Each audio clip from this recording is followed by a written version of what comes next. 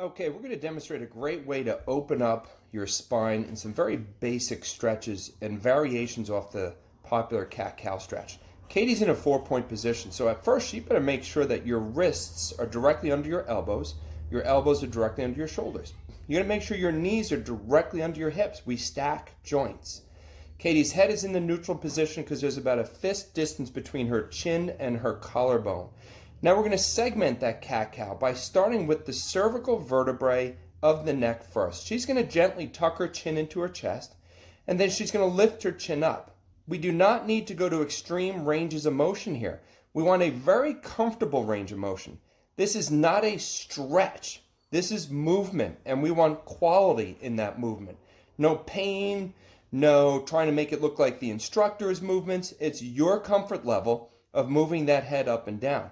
And we're not even bother counting repetitions right now. She's digging into the sensation of that movement. Does it feel comfortable? Does it feel fluid? And nothing else is moving. Her hips aren't moving right now. Her shoulder blades, that T-spine is not moving. Let's have her do one more.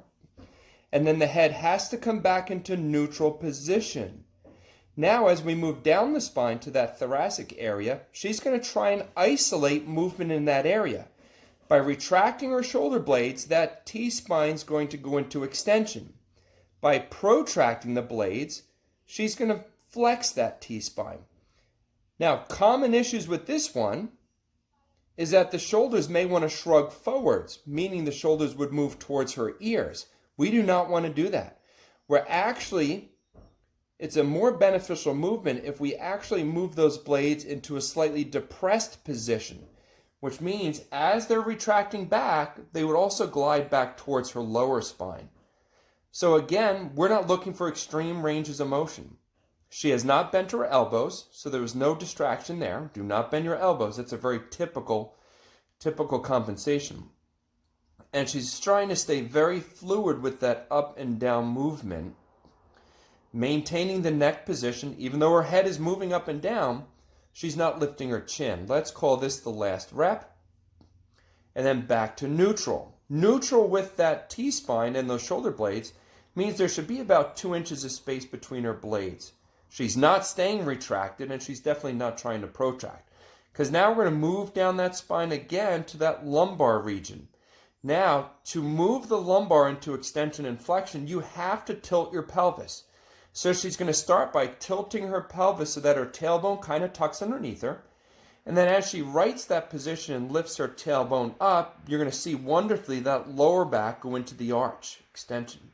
So she's going to practice moving the pelvis to change the position of her lumbar spine.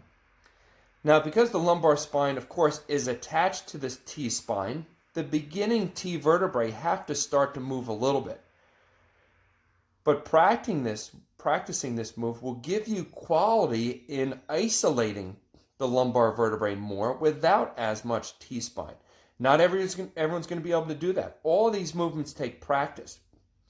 So sometimes when you get tossed into a class and they're moving into a really exaggerated cat-cow, you don't have time to really work on quality segmental movements like this.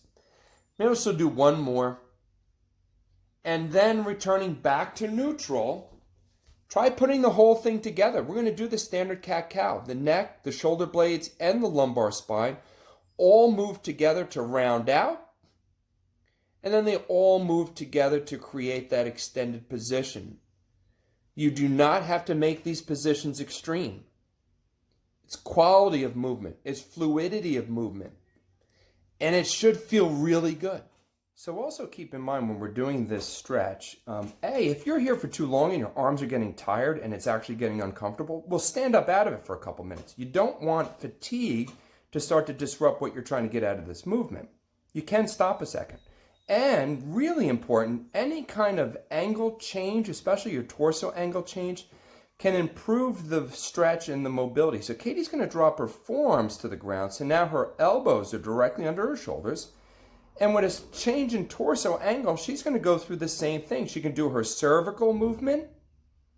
Just don't smash her forehead to the ground. And slightly more difficult, she can pause her head in neutrals and she can do her thoracic retraction and protraction.